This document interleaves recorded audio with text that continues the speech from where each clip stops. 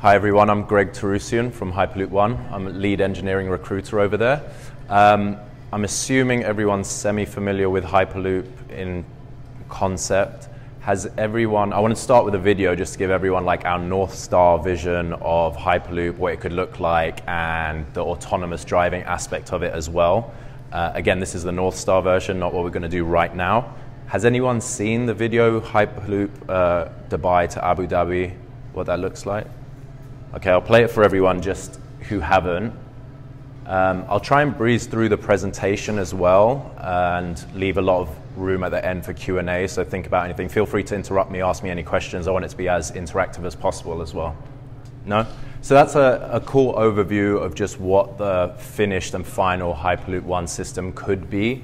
There's still a lot of things that need to be defined, but this is a cool demonstration of the speed, also the app, which I'm sure a lot of you may be interested in what that may look like, how it would integrate with existing transportation systems and between two cities as well. So as I said, I'll try and breeze through all of this.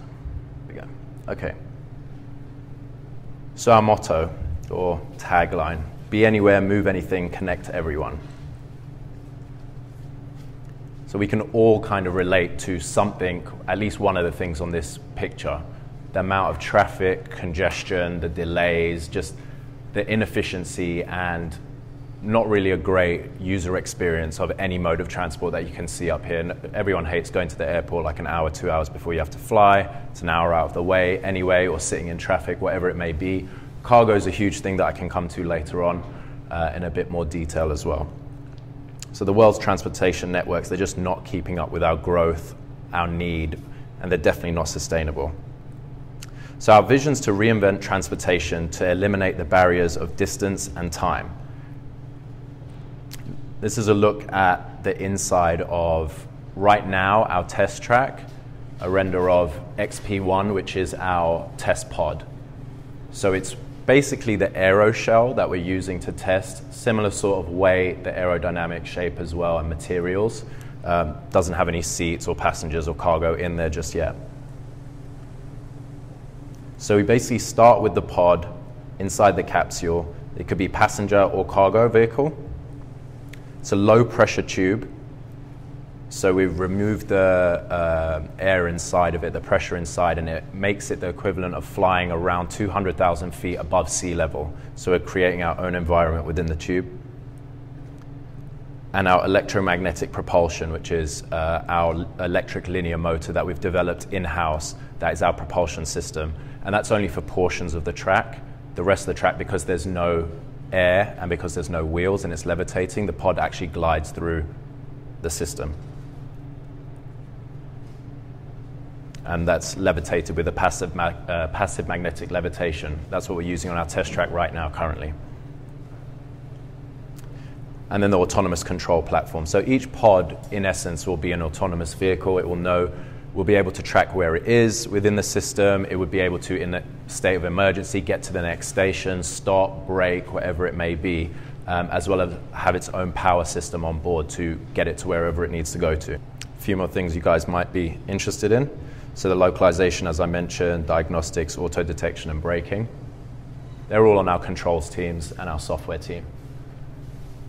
So when we're talking about eliminating the barriers of time and distance, the speed between London and Manchester, I don't know if anyone's familiar with that, but we'll take LA. It's the equivalent of actually driving from LA to San Francisco-ish. It's about 4.5 hour, 5 hour drive or so. It's a very international presentation, sorry. So this is comparing the different modes of transportation, how long it would take you if you were to drive, conventional rail, high-speed rail, and Hyperloop One system. Obviously very appealing for anywhere. You could do LA to Vegas, which I really want, or LA to San Francisco, or whatever it may be. And the time's going to be significantly lower, and the big appeal that we're always talking about is city center to city center. So instead of doing hey, I have to drive, as I mentioned before, an hour over to LAX or to Burbank to get my 1 hour flight up to San Francisco, you can go to Union Station type area and then get your Hyperloop pod straight to the city center, your choice, Vegas, San Francisco, wherever it may be. And then it's packetized transportation. So along this route, London to Manchester, there's going to be a number of other regions, other stops that are going to be points of interest, other people joining that. It won't be like, oh, I live in Birmingham, or say, let's talk about here to San Francisco. I live in San Diego or Santa Barbara. I have to drive to LA to get this. That wouldn't be the case. There would be other zones, a commuter zone, regional center, suburban area, that would join to the same major tube or major path. But because it's point A to point B without stops, everything would go to its own destination. You wouldn't be making stops throughout the way. The system would be point A to point B. That's it. You wouldn't be stopping at each point along the way like conventional rail.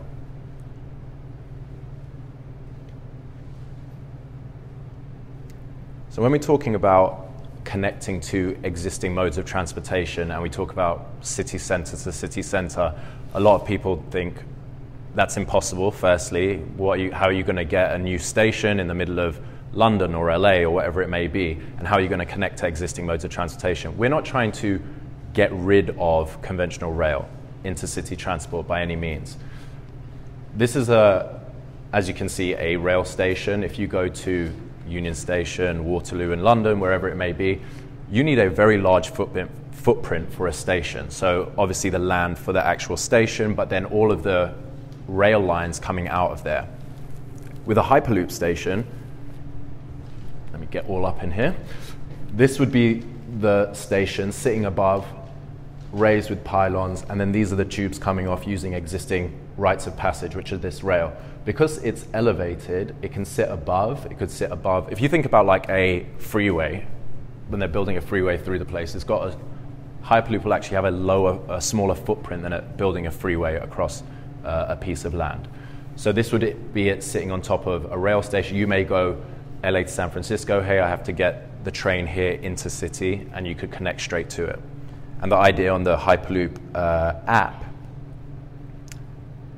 which again you may be interested in this group, would connect to last mile providers initially. So the video I showed you at first would be our North Star vision of Hyperloop doing everything, but reality is you've already got things like Uber and Lyft. There's going to be a ton of other autonomous vehicles coming out right now. Even if you're going to get the train, if you were doing this in London and you want to get on the underground afterwards, this would connect to any other mode of transport. Let me just bring them all up. So you choose your cities, from which city to another one. As I said, very international going on here. And then you've got your options. So just Hyperloop, Hyperloop and Uber, or public transport. You select what you want, different payment options, probably Bitcoin in there somewhere at some point, and then it will tell you where to go.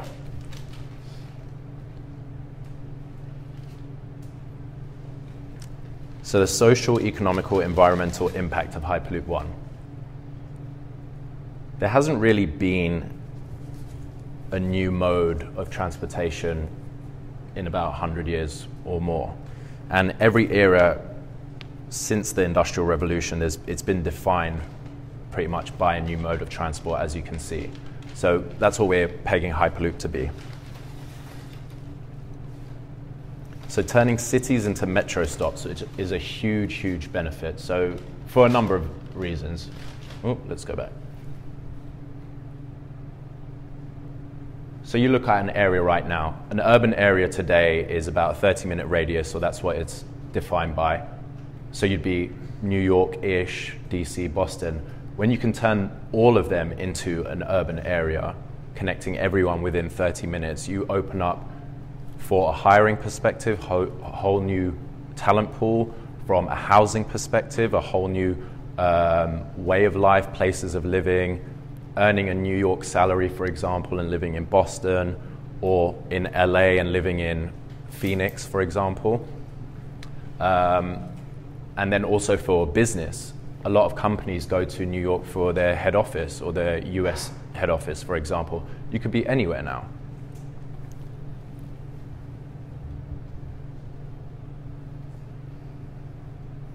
Pretty much what I just said. So you've got 10 times further to commute in the same amount of time. So again, I kind of spoil this slide, kind of what I said. So here we go. Reducing congestion, efficient land use, and sustainable operations. So on the efficiency side of things, Hyperloop is electrically powered, as I mentioned as well, because the propulsion systems are portions of the track. It's a much lower energy consumption as well. There's no gas usage, and then we're going to significantly reduce congestion. When I mentioned the cargo earlier, I don't know if anyone's familiar with the original idea of Hyperloop, or the first projects we were going to go after were actually cargo. So right now it's passenger, kind of dictated by our customers. Everyone wants a passenger system. I know I want a passenger system, but cargo was going to be the first way that we were going to go. And the idea, which is still a project we're actually working on now in Port of LA, is to take the cargo from the ports inland using a Hyperloop. So you get rid of all the trucks on the street, the congestion, obviously pollution, etc. The 710 freeway is a nightmare, we all know that. So if we're going from Port of LA, Port of Long Beach to the Inland Empire, that's just that part. Again, the North Star version of that, the original, what we wanted to do to completely eliminate that is move the port offshore. So the top, or the biggest 8 cargo ships in the world create the same amount or more pollution than all the cars in the world annually. So to reduce the usage of them and reduce the proximity of those vessels to humans and to residents, if you move a port 10, 15 kilometers offshore, think about like an oil rig type structure, some sort of floating structure, you also reduce the need for, or eliminate the need of having a size limit on your vessels. So you can have huge cargo ships coming in, dropping the cargo off. Hyperloop would send it from out at sea all the way inland. You reduce the size of the port from however many kilometers to a tiny small amount of land, free up real estate, and then also reduce all of that pollution for the people who live close by.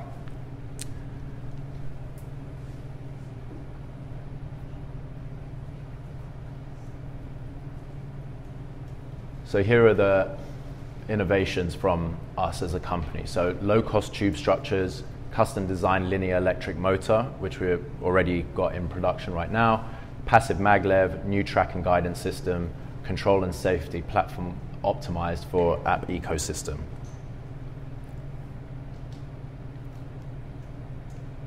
Each Hyperloop, depending on the use case and the customer, may be slightly different. So a shipping container Hyperloop is going to be different size, definitely different locations, because no one wants to go from Port of LA to Inland Empire anyway, but different locations, different needs. So obviously the shipping container one, the pod's going to be customly made to fit a whole cargo container, passenger and vehicle. So that's drive your car onto a Hyperloop, into a pod, passengers, and then pallets. And then this packaging components choreo. So you think about like a FedEx or UPS or something like that, a much smaller tube, probably along the same routes, could be either or within. What we've looked at is like within a port, moving cargo around, things like that. Here's a look at the different things. So the transporter is that whole vehicle that you saw in the video with the little passenger pods that fit in there. So that would fit 4. Cargo, obviously the crate, and then your car could fit in there as well.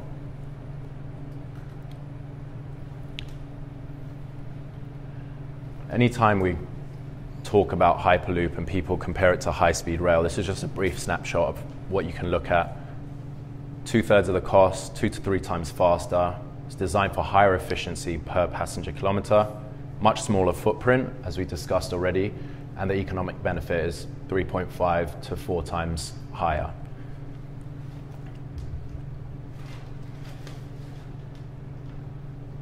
So our global reach. Is anyone familiar with the Hyperloop One Global Challenge? Yeah, you know all of it, right? Is that Elon Musk or something talked about it, like using air pressure to move the pods, and then there was a challenge. Yeah. Selected, or there was other people, but you guys got the most money. So yeah, no, they're two different things. I'll explain that. Yeah, good question, and we get that quite a bit. So the initial Hyperloop idea came from Elon Musk's white paper that was released in 2013.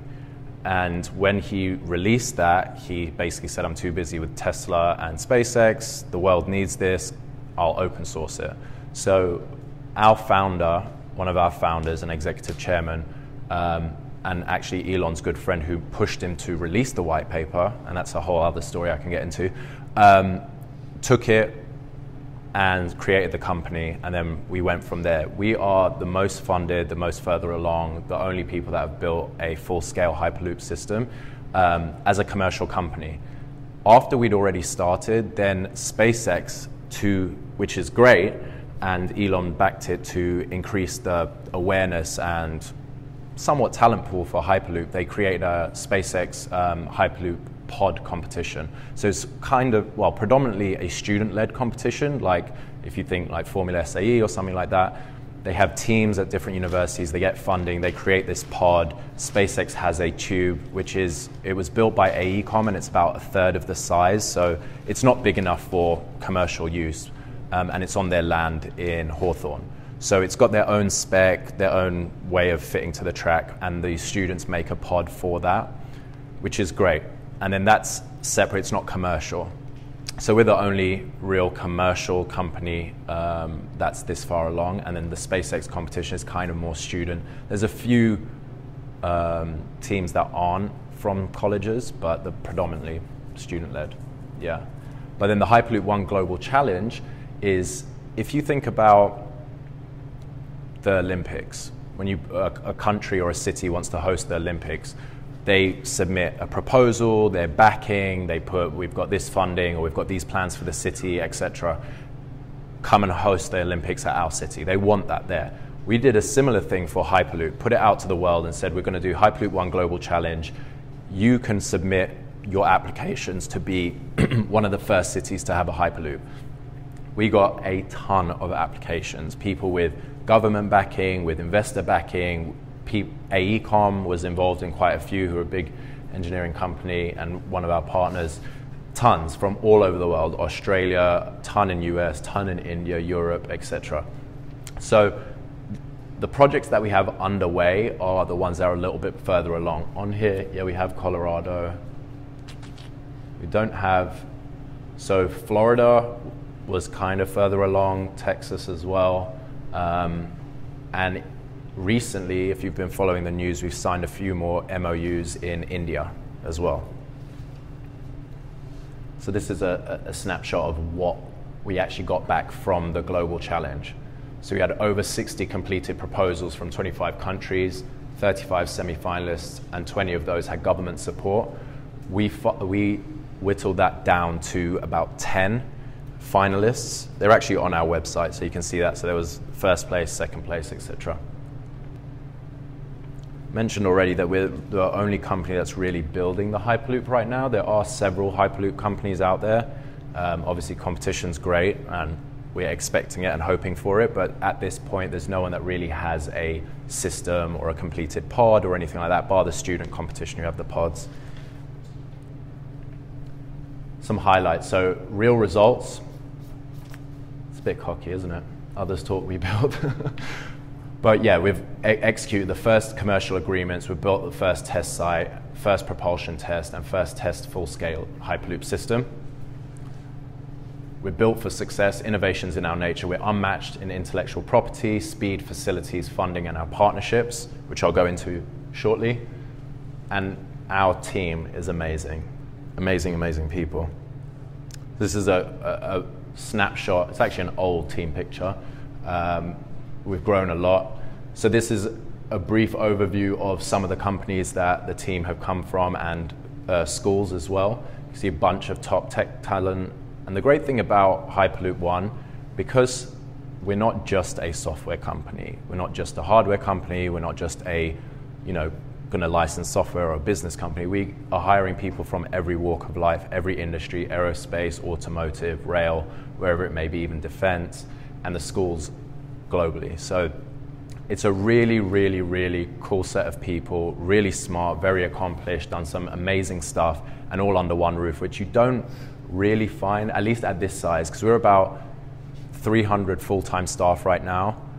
Bulk of that is in LA, about 200 to 20-ish, and everyone's accessible. I mean, our CEO and president of engineering and executive chairman and board members, they're like in the office all the time. No one's got their own office. Everyone's open plan, so it's great.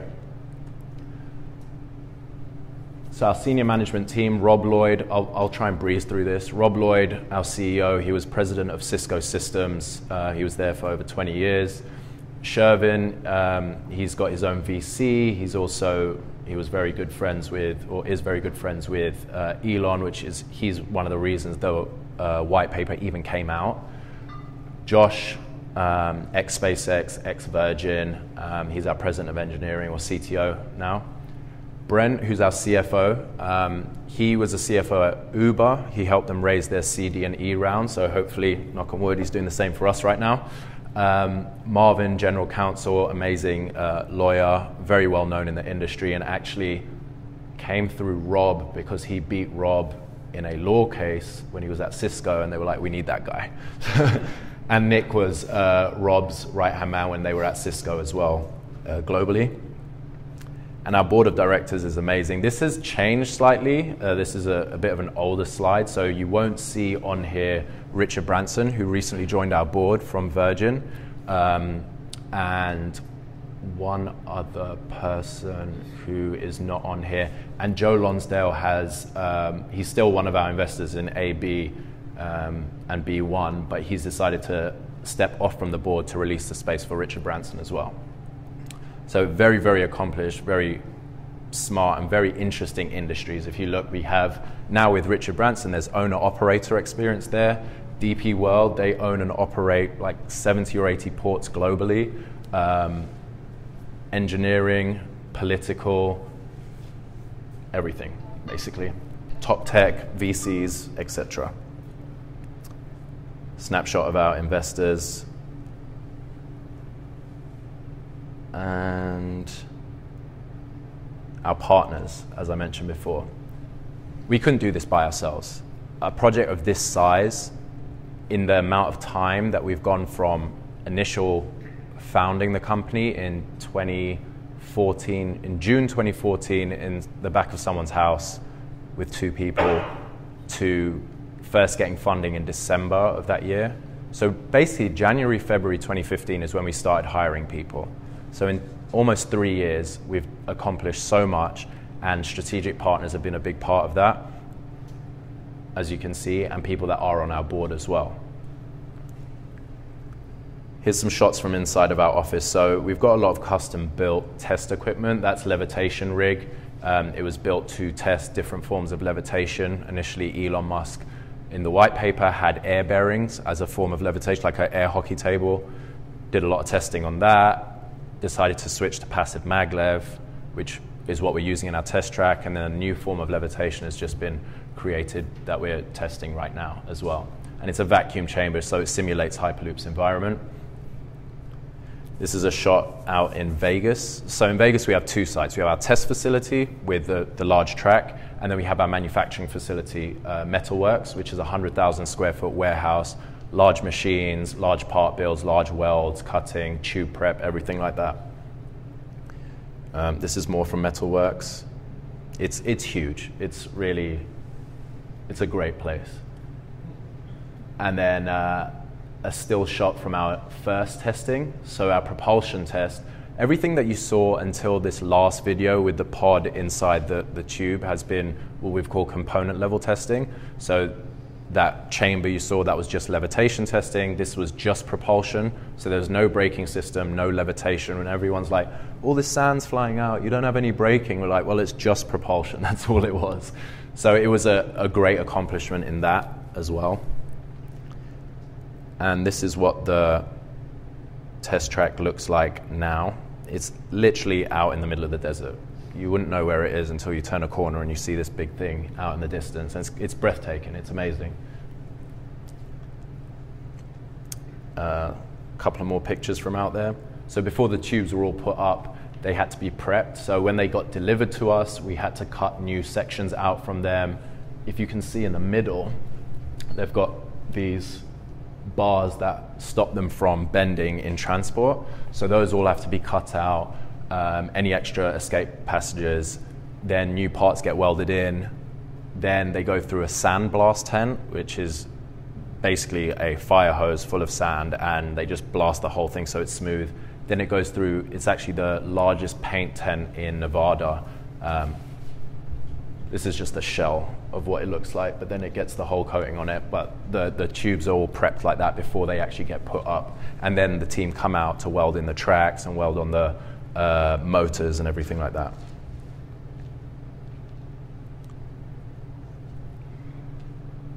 So that's a still shot of the first time we did the test within the tube without the aeroshell.